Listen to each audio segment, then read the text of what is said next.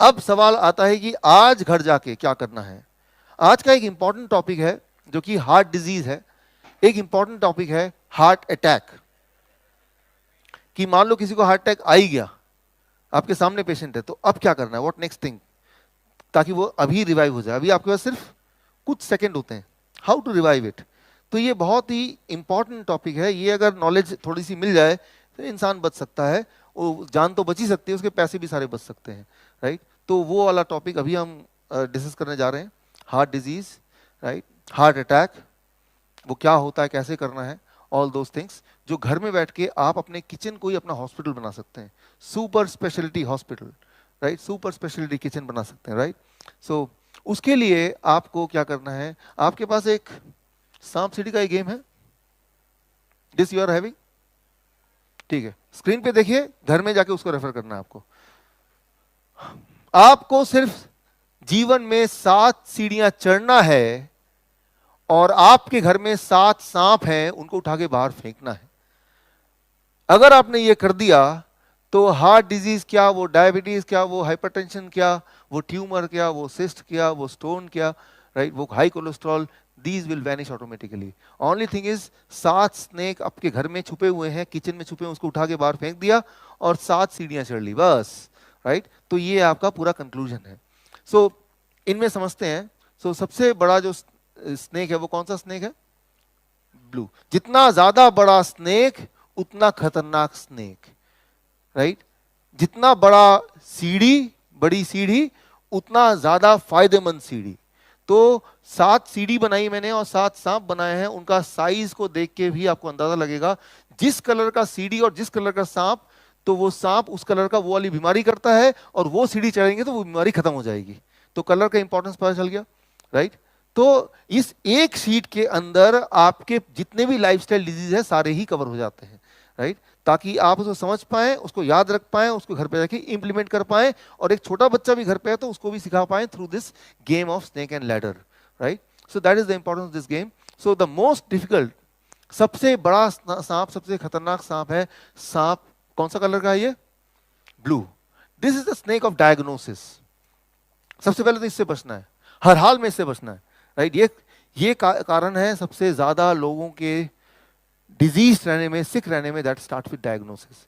Diagnosis करेंगे, right, आप healthy से हेल्दी इंसान ले आइए जो आपकी नजर में सबसे हेल्दी है, और उसको फुल बॉडी चेकअप कराइए, मेरा फुल बॉडी चेकअप कराइए फॉर एग्जांपल। लेकिन जब मैं बाहर आऊंगा तो सारी रिपोर्ट देखूंगा तो मैं दुनिया का सबसे ज्यादा सिक मिलूंगा, राइट, रिपोर्ट ऐसा बोलेगी। तो कितना भी हेल्दी हो, डॉक्टर तब तक चेक करते हैं, तब तक टेस्ट करते रहते हैं, तब तक, मतलब जब तक कुछ तो निकले ना कम से कम। सो और टेस्ट इतने सारे हैं, कुछ ना कुछ करेंगे तो, क्योंकि हम कोई फैक्ट्री के बनाए हुए प्रोडक्ट नहीं है कि बिल्कुल सारे पैरामीटर वैसे ही मिलेंगे जैसे एक्सपेक्टेड है।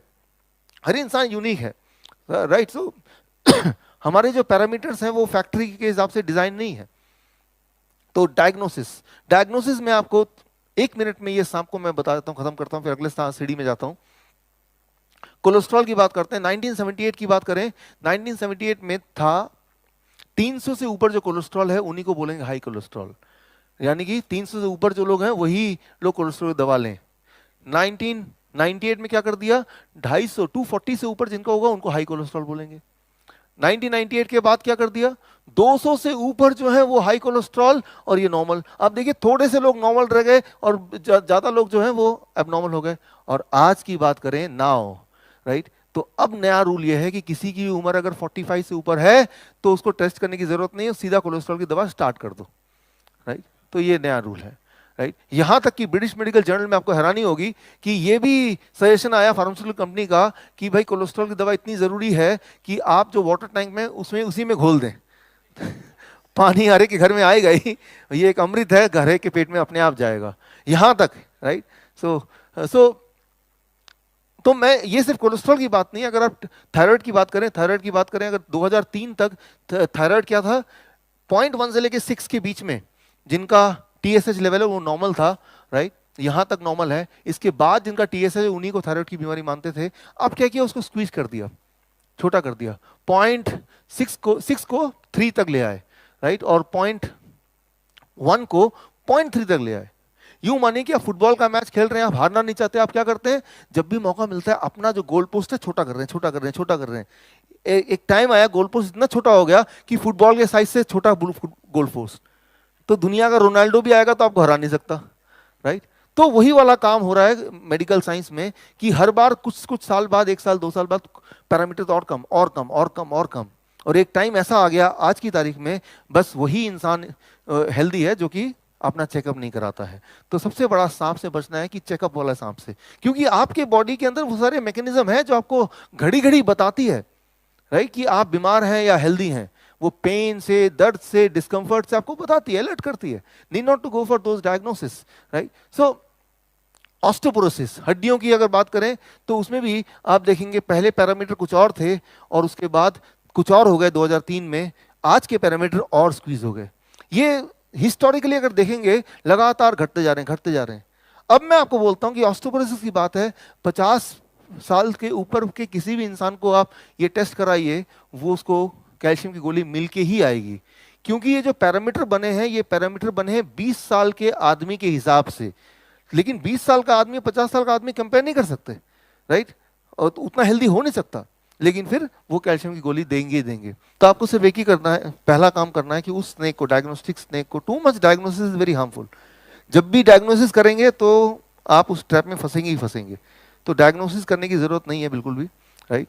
अगर कुछ होगा गड़बड़ तो आपका बॉडी बताएगा, लेट इट बी। और हमें याद रखना है कि जो भी इंसान इस दुनिया में आए कभी ना कभी तो जाना ही है उसको, राइट। लेकिन सड़ के, गल के और बहुत पेनफुल रह के तब जाना, ये हमें लगता है कि इंसान का जो आखिरी कुछ साल है मरने के लिए तो पेनफुल डेथ होता ही है, जबकि एनिमल्स में आप देखेंगे वो एक दिन पहले तक भी हेल्दी होते हैं and then suddenly they go away, right. तो भगवान ने हमें इसलिए नहीं बनाया कि हम जिंदगी के आखिरी कुछ साल बहुत परेशानी में और पेनफुली अपने आप को परेशान करके, अपने घर वालों को परेशान करके, सारा चीज़ पैसे वैसे लुटा के तब जाएं। ये इस चीज़ के लिए भगवान ने हमारी एंडिंग इस तरह से तो नहीं बनाई होगी श्योरली, लेकिन हमने ऐसा कर दिया है उसको, राइट। तो if you are living here you have to go some time, but why to go sick, right. बीमार पड़ के क्यों मरे, that is one important thing. तो उस स्नेक को, डायग्नोस्टिक को बाहर फेंकिए और उसकी जगह ये लैडर पकड़िए। ये सबसे बड़ा लैडर है, सबसे बड़ी सीढ़ी है ये। This ladder is eat the whole food. ये सबसे इंपॉर्टेंट बात। अगर आप ये तीनों दिनों में से आप बोलेंगे मैं सिर्फ एक ही बात आपकी मानना चाहता हूं, तो वो ये सीढ़ी। In this whole 3 days if you say that I agree only one thing, तो मैं बोलूंगा आप इसको सुनिए जो अब मैं बता रहा हूं, this is the most important all the 3 days। ये लैडर ये बोलता है कोई भी फल और कोई भी वेजिटेबल आप उसी फॉर्म में अगर खाते हैं जिस फॉर्म में नेचर ने उसको बनाया है, तो आपका बॉडी कोलैटरल आर्टरीज प्रोड्यूस करता है, right. Your body produces collateral arteries. So collateral arteries क्या है, देखिए इसको समझाता हूं मैं थोड़ा। ब्लड ऐसे फ्लो कर रहा है और यहां पे धीरे धीरे ब्लॉकेज बनता है और एक टाइम आता है ब्लॉकेज 100% हो जाता है, और ऐसे टाइम पे ब्लड आगे नहीं फ्लो करेगा तो आसपास के जो सेल्स हैं दे विल डाई। तो ऐसी इमरजेंसी के लिए जब आप पैदा हुए थे, गॉड ने हजारों इस तरह के कोलैटरल आर्टरी बनाए थे। जैसे कि जब आप गाड़ी खरीदते हैं तो 4 पहियों के साथ एक स्टेपनी भी होता है। मैन्युफैक्चरर चाहता नहीं कि आपका जर्नी में बीच में रुकावट आए, और पंचर जब होता है तो आप स्टेपनी को इस्तेमाल करते हैं, आपकी जर्नी चलती रहती है। ठीक उसी तरह से हजारों की तादाद में स्टेपनी यानी कि कोलैटरल आर्टरीज जब आप पैदा हुए थे आपके बॉडी में, हमारे बॉडी में भगवान ने ये फिट किया हुआ है। अगर आप माइक्रोस्कोप से देखेंगे तो ये अनगिनत छोटे छोटे ब्लड वेसल दिखेंगे जो कि अनयूज्ड है, अनयूज्ड लाइक ए स्टेपनी। लेकिन ये बॉडी इमरजेंसी में यूज करती है। जब कभी ब्लॉकेज होता है तो बॉडी क्या करती है, ये दोनों एंड खोल देती है और ब्लड यहां से फ्लो होता है, और ब्लॉकेज है तब भी आपको हार्ट अटैक नहीं होगा, आपको ब्रेन स्ट्रोक नहीं होगा, आपको पता भी नहीं चलेगा। कई बार आता है पेशेंट का कि 100% ब्लॉकेज है भाई तीनों आर्टरी में, लेकिन पेशेंट जिंदा है, स्टिल पेशेंट इज अलाइव, क्योंकि उसे कोलैटरल खुले हुए हैं। कोलैटरल खुले हैं उसको पता नहीं चल रहा, राइट। 100% ब्लॉकेज है। तो कोलैटरल अगर आपके खुले हैं, कोलैटरल मतलब एक्स्ट्रा आर्टरी, स्टेपनी का नाम है मेडिकल भाषा में कोलैटरल आर्टरीज। अब सवाल आता है कि अगर ये मैकेनिज्म बॉडी में है तो किसी को हार्ट अटैक आता ही क्यों है। हार्ट अटैक इसलिए आता है क्योंकि जब उसका ये 100% ब्लॉक हो जाता है तो उस वक्त उस इंसान की बॉडी ये दोनों एंड खोल नहीं पाती है और ब्लड यहाँ इसका इस्तेमाल नहीं हो पाता, तो उसको हार्ट अटैक आ जाता है, राइट। फॉर एग्जाम्पल आपकी गाड़ी पंचर हो गई, आपको स्टेपनी है, लेकिन स्टेपनी होना काफी है क्या उसको बदलने के लिए? लेकिन क्या होता है, अरे वो टूल तो है ही नहीं, है तो हमें आता ही नहीं, कभी देखा ही नहीं, राइट। तो स्टेपनी होना पहला कंडीशन है, बट उसके साथ साथ वो स्किल होना और वो टूल्स होने जो स्टेपनी को बदलने में सहायता करेंगे, वो भी इक्वली इंपॉर्टेंट है। ठीक इसी तरह से भगवान ने आपको स्टेपनी बना के भेज तो दिया, स्टेपनी आपकी बॉडी में डाल के, लेकिन ये स्टेपनी को खोलना, इसको यूज करना, उसके लिए टूल्स चाहिए। और दो टूल है उसके। पहला टूल, सिर्फ पहला सबसे इंपॉर्टेंट टूल, जब आप फ्रूट्स एंड वेजिटेबल को उसी फॉर्म में खाते हैं जिस फॉर्म में कुदरत ने बना के भेजा है, तो वो जब बॉडी में जाती है तो तब वो नाइट्रिक ऑक्साइड बनाने में, राइट, हेल्प करती है। नाइट्रिक ऑक्साइड क्या है? बॉडी का टूल इसको खोलने के लिए। ये दोनों एंड तभी खुल सकते हैं जब यहाँ पे बॉडी नाइट्रिक ऑक्साइड बनाएगी तब।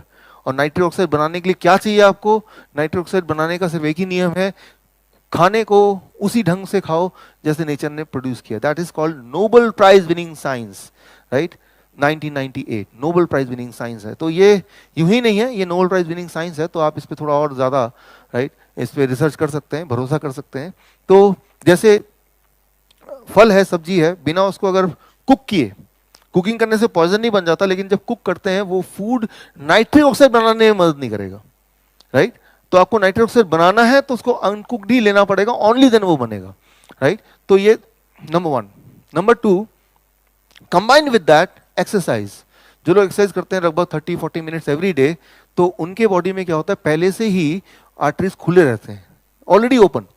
तो कभी हार्ट अटैक आएगा या बाकी आर्टरी ब्लॉक हो जाएंगे तो उस वक्त बॉडी को खोलने की जरूरत नहीं पड़ेगी, बिकॉज वो पहले से खुला हुआ है, right. So that is also important. तो अगर आप उनमें से हैं जो पहले से एक्सरसाइज करते आए हैं, राइट, और साथ में अगर आप ये भी शुरू कर दें जो मैंने अभी बताया आपको, कि रोज आपको फ्रूट्स एंड वेजिटेबल उसी फॉर्म में खाना है जिस फॉर्म में कुदरत ने बनाया। जैसे कल का डीआईपी डाइट था, डीआईपी डाइट आपको याद है, क्वांटिटी कितना है वो मैंने बता दिया। थोड़ा सा प्रसाद की तरह खाएंगे तो वो खाना नहीं हुआ। द क्वांटिटी, जितने क्वांटिटी मैंने कल बताया उस क्वांटिटी में जब खाएंगे then it is called nitric oxide production. इसके लिए एक छोटा सा रूल आप देखिए, हार्ट का साइज कितना है? इतना साइज है। कितना ग्राम का है? करीब 250 ग्राम, 2 सेब के बराबर, राइट। और हार्ट का काम क्या है?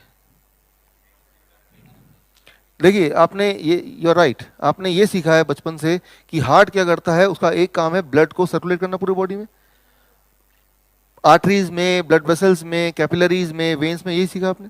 और ब्लड वेसल्स कितने लंबे होते हैं बताया था मैंने कल? 1 लाख किलोमीटर। यहाँ इंजीनियर्स हैं कोई? इंजीनियर स्टूडेंट या है? इंजीनियर स्टूडेंट आप बनाए, 1 लाख किलोमीटर तक अगर ब्लड को पंप करना हो, राइट, और कई सारे कैपिलरीज इतने छोटे होते हैं, उनका डायमीटर जो ब्लड के सेल से के डायमीटर से छोटा capillaries, getting the point, right. Pipe छोटा लेकिन उसके अंदर जो ब्लड सेल्स हैं वो बड़ा, तो कितना पुश करना पड़ेगा, राइट। और कितना लंबा? 1 लाख किलोमीटर। और कब तक? लगातार, सालों साल, राइट। उसके लिए मशीन का साइज कितना है? इतना सा। साइंस में, इंजीनियरिंग में क्या लगता है लॉजिकली पॉसिबल है? इतना छोटा सा मशीन, अगर इसको मशीन माने, पंप माने, और इतना लंबा धक्का देके ब्लड को वो लगातार सर्कुलेट कर रहा है, क्या ये लगता है कि ये थोड़ा सा अजीब सा नहीं लग रहा, राइट। तो मैं ये बोलना चाह रहा हूं कि हार्ट क्या करता है, हार्ट का सिर्फ इतना काम है ब्लड को अपने से बाहर फेंकना, उतनी ताकत है उसमें, पूरा सर्कुलेट करने की क्षमता नहीं है उसमें, ब्लड को बाहर फेंकना बस। लेकिन अब क्वेश्चन क्या आएगा, अगर हार्ट सर्कुलेट नहीं करता तो कौन सर्कुलेट करता? सर्कुलेट तो होता है। जो ब्लड वेसल है, ब्लड वेसल का इनर लेयर है, that is called endothelium layer, and जो नाइट्रिक ऑक्साइड है वो इनर लेयर प्रोड्यूस करता है। और इनर लेयर जब नाइट्रिक ऑक्साइड प्रोड्यूस करता है, दैट इज द टाइम जब ब्लड को धक्का मिलता है एंड इट सर्कुलेट्स, राइट। तो जो पूरा जो कॉर्नरी, पूरा जो आर्टरीज है हमारे, सारे arteries along with the heart, that is our total heart. Heart is not this one. जो पंपिंग का काम है सारे ब्लड वेसल को मिला के और हार्ट को मिला के तब जाके है, और उस पंपिंग में जो मेजर कंट्रीब्यूशन है दैट इज नाइट्रिक ऑक्साइड। इसका मतलब यह है कि नाइट्रिक ऑक्साइड आपका बॉडी बना रहा है तभी ब्लड पंप हो रहा है। That is the most important molecule, सबसे इंपॉर्टेंट मॉलिक्यूल है आपके जिंदा रखने के लिए नाइट्रिक ऑक्साइड। जो कहाँ प्रोड्यूस होता है वो इतना इंपॉर्टेंट है कि वो हर जगह प्रोड्यूस होता है, ब्लड वेसल के इनर लाइन में, और इनर लाइन तो हर जगह ही है, और उससे वो आगे पुश होता है। लेकिन नाइट्रिक ऑक्साइड प्रोड्यूस करने के लिए बॉडी को जो चीज चाहिए वो है रॉ फ्रूट्स एंड वेजिटेबल। आप देखेंगे मेरे पास जब पेशेंट आते हैं, मैं एक ही काम बोलता हूँ, डायबिटीज एजुकेटर को मैंने बोला है कि आप बोलो कि भाई पहले लिखो क्या आप खाते हो, कई बार पेशेंट आते हैं मेरे पास कि डॉक्टर साहब मैं तो बिल्कुल घर का खाना खाता हूँ, मुझे कैंसर कैसे हो गया? मैंने कभी सिगरेट नहीं छुआ, कभी शराब नहीं छुआ, चाय तक नहीं पीता, पिज़्ज़ा वगैरह तो छोड़ ही दीजिए, घर का खाना खाता हूँ। मैंने कहा लिखिए जो भी आप खाते हैं। तो जब मैं पढ़ता हूँ क्या लिखा है, सुबह रोटी सब्जी, दोपहर को रोटी सब्जी, रात को रोटी सब्जी, और ऐसा सभी के साथ, या फिर ब्रेड टोस्ट, बिस्किट चाय, यही ना। अब बताइए यहाँ पे नाइट्रिक ऑक्साइड प्रोडक्शन का कहाँ पे स्कोप है? कहाँ पे है? कहीं नहीं है। अगर आप बोलेंगे रॉ वेजिटेबल फ्रूट तो बोलेंगे हाँ शायद उस दिन मैंने खाया था, राइट? तो आप अनजाने में हमारी लाइफ को ऐसा बना देते हैं, धीरे धीरे धीरे धीरे body's ability to produce nitric oxide becomes lesser and lesser and lesser, because उसके प्रोडक्शन के लिए जो चीज चाहिए वो खुराक नहीं दे रहे हैं, अनजाने में ही सही, और then you become sick, right, and highly sick. Nitric oxide कम होगा तो कैंसर ज्यादा होगा, राइट? नाइट्रिक ऑक्साइड कम होगा, हार्ट डिजीज ज्यादा होगा, राइट? सो नाइट्रिक ऑक्साइड ज्यादा होगा तो हार्ट डिजीज कम होगा। नाइट्रिक ऑक्साइड ज्यादा कैसे होगा? That is the only thing, that is take that ladder, ये सीढ़ी आप पकड़िए कि हमें फ्रूट्स एंड वेजिटेबल उसी फॉर्म में खाना है जिस फॉर्म में कुदरत ने बनाया, that is a plate 1, right? जो मैंने कल आपको बताया था, उसी क्वांटिटी में लेना है, राइट? तब जाके सारी चीज बनेगी। कितना समय लगेगा? आपने कल देखा बिल क्लिंटन का एक इंटरव्यू आपने सुना, राइट? उसमें उन्होंने 2 डॉक्टर का नाम लिया, T Colin Campbell and Caldwell Esselstyn, right? T Colin Campbell China study के scientist and Caldwell Esselstyn Cleveland Clinic के head of department. Cleveland Clinic is number 2 hospital in the world ranking में। तो Cleveland Clinic के जो Caldwell हेस्टीन, उनसे मैंने बातचीत की, कई बार मुझे मौका मिला बात करने का। मैंने उनसे एक सवाल पूछा कि मान लो एक इंसान है, उसको हार्ट अटैक आने वाला है, मान लो कुदरती, he is destined to have an heart attack, और बाई चांस वो एक ये वाला डाइट शुरू करता है, जो DIP kind of diet, right? ये डाइट वो रिकमेंड करते हैं, चाइना स्टडी में रिकमेंड करते हैं, मैंने वहीं से सीखा है, राइट? तो कितने दिन बाद वो प्रोटेक्टिव जोन में आ जाएगा कि उसके हार्ट अटैक और ब्रेन स्ट्रोक आने का खतरा टल जाएगा? कितने समय इस डाइट पे रहने के बाद? उनका जवाब आपको हैरान कर देगा। उन्होंने बोला 1 मील, पहली बार खाते ही 1 मील, राइट? जिनका नाम बिल क्लिंटन कल ले रहे थे, मैं उनकी बात कर रहा हूं। पहली मील में इतनी ताकत है इसमें खाने में, राइट? तो अगर आपको हार्ट अटैक आना ही था और आपने उससे पहले एक भी डाइट शुरू कर दिया है तो वो पोस्टपोन हो सकता है। That is the power of this diet, right? 1 meal. Heart disease को बनाने में सालों साल लग गए होंगे, लेकिन उसको ठीक करने में कुछ दिन की जरूरत है। आपको खुद ही पता चल जाएगा कि आपके एंजाइना, पेन, वो सब चीज़ें एकदम आपको दिखेगा कुछ दिनों के अंदर वो कम होता जा रहा है, क्योंकि वो फील होगा आपको कम हो रहा है। आप देखेंगे कि आप ज़्यादा एनर्जेटिक फील कर रहे हैं। तो द मोमेंट यू स्टार्ट, तो मैं यही बोलता हूँ कि ये लेटर बहुत ही स्ट्रॉन्ग लेटर है। इसमें महीनों, हफ्तों में नहीं, दिनों में, राइट, पहले मील से इसका फायदा दिखता है। That is out. और उन्होंने जो बोला फर्स्ट मील, ये प्रूवन है, ये चाइना स्टडी के पूरा जो साइंटिफिक लिटरेचर उसमें ऑलरेडी है। या फिर आप मेरी किताब पढ़ेंगे हार्ट माफिया, उसमें सारा कुछ मैंने उनके रिसर्च पेपर का जो रेफरेंस उसमें डाला हुआ है, राइट? इसका समाधान क्या है? कैसे इस बिकाऊ मीडिया की दुनिया में हम सच बाहर लेकर आ सकते हैं? इसका समाधान खूब सारा ज्ञान इकट्ठा कर लो, ये नहीं है। इसका समाधान रोज घर घर जाकर लोगों को सच बताओ, ये भी नहीं है, क्योंकि ये बहुत ही स्लो प्रोसेस है। 150 करोड़ लोग हैं हमारे देश में। इसका समाधान सड़कों पे उतरकर प्रोटेस्ट करो, वो भी बहुत बहुत अधूरा बना दिया गया है, क्योंकि जब मर्जी होगी तब तालाबंदी कर दी जाएगी। इसकी आदत सबको लगवा दी गई है। तो घर से बाहर निकले तो आपको देश और इंसानियत का दुश्मन दिखा दिया जाएगा, और आपके अपने ही आपसे दूरी बना लेंगे। टीवी में दिखाया जाएगा कि ऐसे लोगों को जेल में होना चाहिए, क्योंकि भाई बाहर तो बीमारी फैल रही है ना।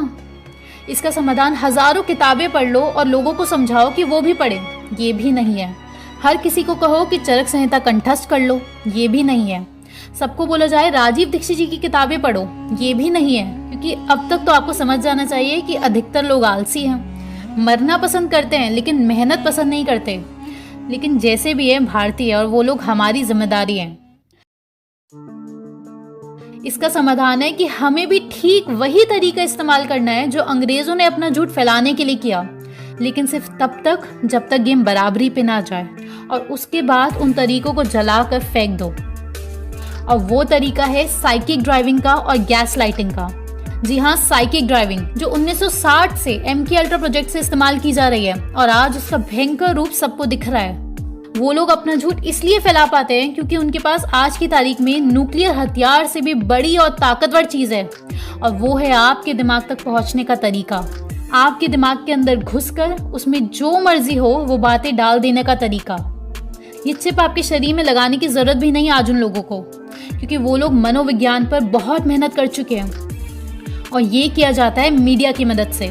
24/7 एक ही बात अलग अलग माध्यम से आपके अलग अलग सेंस ऑर्गन्स में डाली जाती है, जिससे वो बातें तर्क की दुनिया से बहुत दूर चली जाती हैं, जहाँ तर्क का कोई महत्व नहीं होता, क्योंकि वो बातें आपकी रीढ़ की हड्डी में घुसाकर आपका चरित्र बन जाती है, यानी कि आपके प्रिमिटिव ब्रेन में घुसा दिया जाता है और आपके लिए वो मंत्र बन जाता है। और वही मंत्र आज सिद्ध हो रहा है इस बीमारी के नाम पर, और इन बातों को कहा जाता है सिग्निफिकेंट स्टेटमेंट्स, यानी कि आपकी दुनिया का सच, जिसके आगे तर्क काम कर ही नहीं सकता। अब सॉल्यूशन क्या है?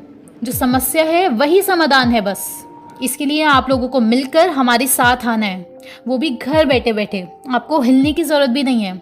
ऐसा प्रबंध बनाया जा चुका है, क्योंकि तालाबंदी कभी भी की जा सकती है, इसलिए ये ट्रेनिंग सिर्फ ऑनलाइन है। और इस आखिरी समाधान का नाम है IMPH, informal media power house. ये प्रॉपर कंप्लीट मीडिया नेटवर्क है। इसकी खास बात कि इसमें से वीडियो डिलीट नहीं हो सकती। ये एग्जैक्टली ब्लॉकचेन टेक्निक पर आधारित है। जो जानकारी एक बार यहाँ आ गई वो कभी डिलीट नहीं हो सकती, फिर चाहे डॉक्टर बिस्वरूप की वीडियो हो, या फिर डॉक्टर तरुण कोठारी की, या फिर डॉक्टर विलास जगडाले की, या हमारी, या फिर आप में से जिसका भी यूट्यूब चैनल है उसकी भी वीडियो डिलीट नहीं हो सकती। और ख़ास बात यह है कि ये यूज़ करता है उनके सबसे बड़े हथियार का, यूट्यूब का। इस IMPH में पैसों का भी जिसका इशू है वो भी पूरी तरह से ख़त्म हो जाएगा। इसको बच्चा, बूढ़ा, आदमी, औरत कोई भी इस्तेमाल कर सकता है, और कोई भी हमसे जुड़ सकता है। हमारी टीम ने एक एक डेटा, एक एक स्टैटिस्टिक्स, एक एक रिसर्च पेपर, एक एक अवेलेबल इन्फॉर्मेशन को यूज़ करके कुछ ऐसी ट्रिक्स डेवलप की हैं जो हम आप सबको बताना चाहते हैं। पूरा फ्रेमवर्क तैयार है। आप में से जो भी हमसे जुड़ना चाहता है वो हमें व्हाट्सएप करे द फाइनल गेम इस नंबर पर। लिंक डिस्क्रिप्शन में भी दिया हुआ है, क्योंकि ये आखिरी गेम है। और अगर ये पूरा सक्सेस हो गया, अगर आप लोग जुड़ गए, तो असंभव है दुनिया की कोई भी नकारात्मक ताकत का टिक पाना।